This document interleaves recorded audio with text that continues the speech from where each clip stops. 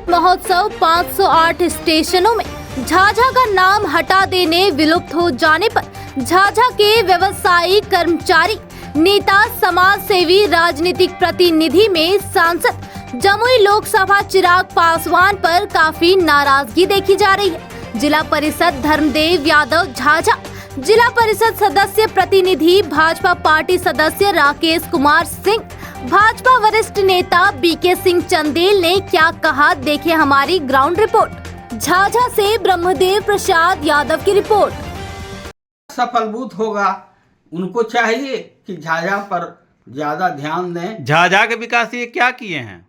Main बात और मैं एक बता देना चाहता हूं कि दोनों यूनियन के साथ स्वर्गीय दिग्विजय बाबू बैठक करके यह पूछे थे कि झाझा में अगर इलेक्ट्रिक स्टेशन हो जाए, शेड हो जाए तो यहाँ पर जगह उपलब्ध है तो अच्छा होगा।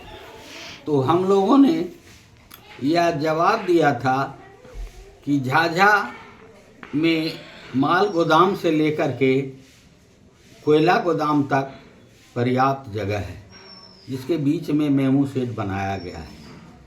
इलेक्ट्रिक शेड होने से झाझा में बहुत सी बेरोजगारी दूर होगी और यह दिग्विजय बाबू का ही प्रपोजल था कि झाझा में एक इलेक्ट्रिक शेड होगा, क्योंकि ईस्टर्न रेलवे में 3 इलेक्ट्रिक शेड हैं, आसनसोल, बर्दवान और हावड़ा।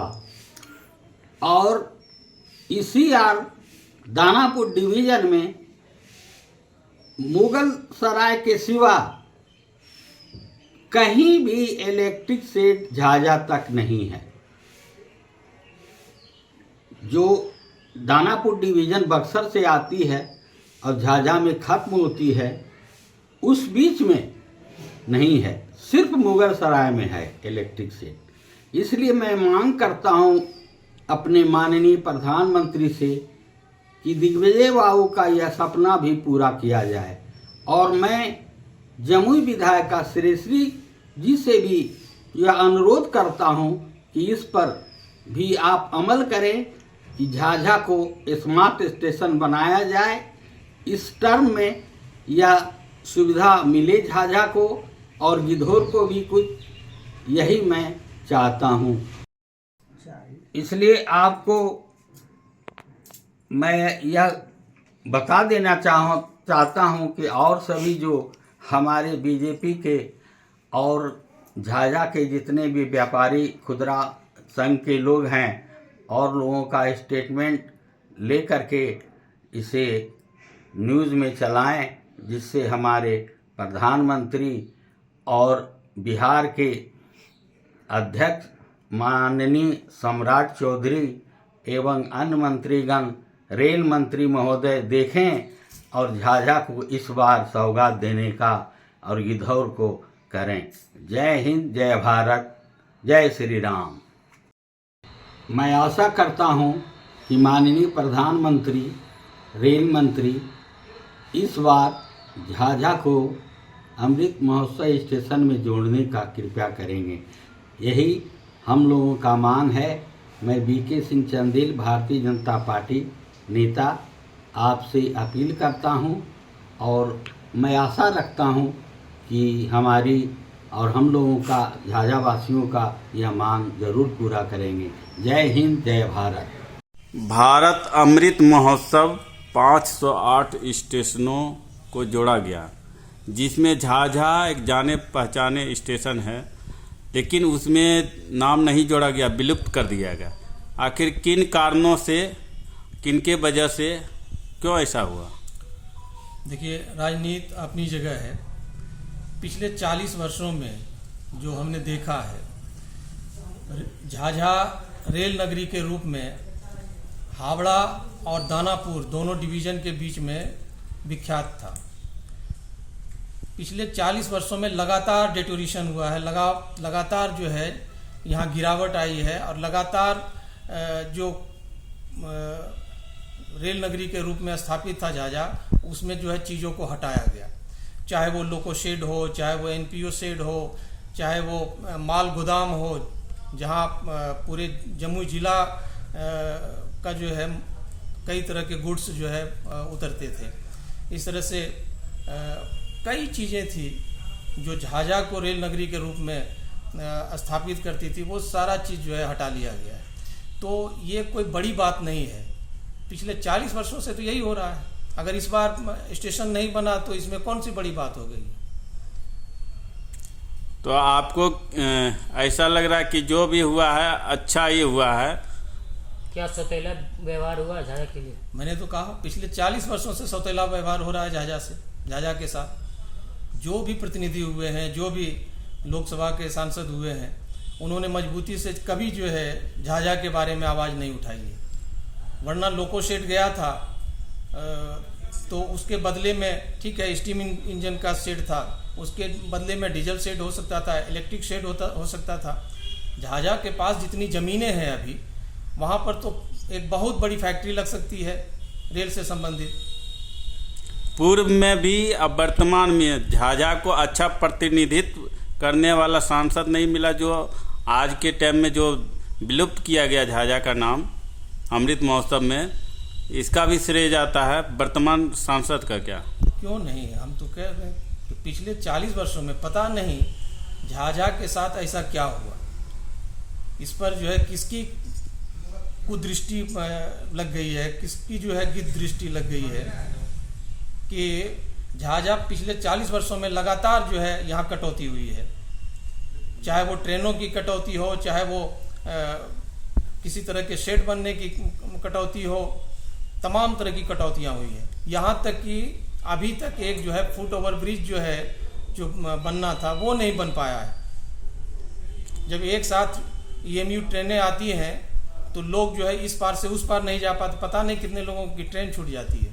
2018 में शिलान्यास रखा गया था फुट ओवर ब्रिज की, और अभी 2023 हो चुका है, तकरीबन 5 साल से ऊपर हो चुका है और फुट ओवर ब्रिज नहीं बन पाया। अधिकारी हैं, DRM, GM या तो फिर जो हमारे माननीय सांसद है यही बता सकते हैं। जब बन रहा है उसके बाद जो है अधूरा है, तो इसका क्या कारण है ये तो वही बता सकते हैं। वर्तमान सांसद से क्या उम्मीद आपको लगता है कि झाझा का या जमुई का कुछ विकास हो पाएगा? वर्तमान सांसद युवा हैं, उनको नाम यश सब कुछ प्राप्त है। ऐसे एक वेटरन लीडर के पुत्र हैं जिन्हें भारत समेत दुनिया भर के लोग जानते हैं, तो उनसे उम्मीदें तो बहुत हैं। चिराग पासवान के 9 साल कार्यकाल को आप कैसे देखना चाहते हैं? औसत है। आंदोलन किया है, किस कारण किए थे?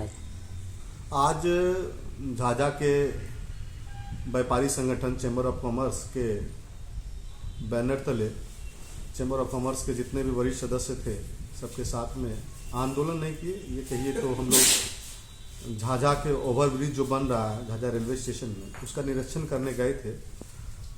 हम लोग को एक सूचना मिली है कि ये ओवरब्रिज अधूरा है और अधूरे में ही इसका उद्घाटन होना है।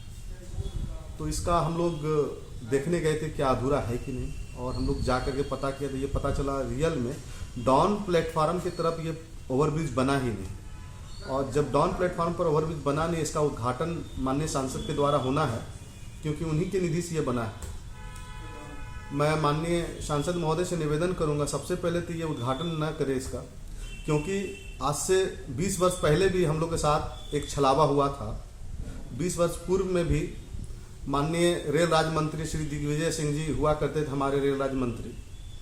उनके नेतृत्व में झाझा रेलवे स्टेशन का सौंदर्यीकरण का काम हो रहा था उस समय, और वो किसी कारणवश चुनाव हार गए थे। उसमें बांका हुआ करता था हमारा लोकसभा क्षेत्र, और चुनाव हारने के बाद आज तक हमारा झाझा का जो विकास का कार्य रेलवे स्टेशन का रहा है वो हुआ ही नहीं, अधूरा पड़ा। अब जब देखिएगा पिलर वुल ऐसा ही खन करके रख दिया गया है। तो हम लोग कैसे मान लें कि सांसद महोदय दोबारा जीत के आए, हमारा ओवरब्रिज पूरा हो जाएगा? तो मैं सांसद महोदय से निवेदन करूंगा, भाई आप दोबारा जीत जाइए, फिर हमारा पुल का उद्घाटन कीजिए। ये सिर्फ वोट की राजनीति करने के दृष्टिकोण से पुल का उद्घाटन या ओवरब्रिज का उद्घाटन करने के लिए ख्याल से इस तरह का काम हो रहा है। आप भी आपको मैं बता देना चाहता हूँ, झाझा के जब लोग उस ओवरब्रिज से चढ़ेंगे कि हमको भाई डाउन में उसको ट्रेन को पकड़ना है, डाउन प्लेटफॉर्म पर जाकर के, जब चढ़ेगा डाउन प्लेटफॉर्म पर वो जाएगा ही नहीं, अप ही प्लेटफॉर्म तक सीमित हो जाएगा, तो ट्रेन छूटने की संभावना बनेगी। बुजुर्ग लोग जो जाएंगे, जो ओवरब्रिज पर चढ़ेंगे, दो हाथ में उनका जब VIP अटैची होगा और फिर उनको पता चलेगा कि मेरा जो ओवरब्रिज है वो अप प्लेटफॉर्म पर ही समाप्त हो गया, फिर उनको दोबारा लौट के आना होगा, फिर दूसरा ओवरब्रिज पर चढ़ करके फिर डाउन प्लेटफॉर्म पर जाएंगे। तो ये अनभिज्ञता होगा लोगों में, यात्रियों में। तो जितने भी हमारे चैम्बर के सदस्य थे झाझा के, कई लोगों ने ये शिकायत किया भाई कि ओवरब्रिज का जो उद्घाटन होना है, सांसद महोदय से कहा जाए कि पूरा काम करके इसका उद्घाटन किया जाए। धन्यवाद। 2018 में इसका शिलान्यास रखा गया था सर, और 2023 हो चुका है, 5 साल हो गया तकरीबन, और ओवर फुट ब्रिज अभी तक बनकर तैयार न हुआ।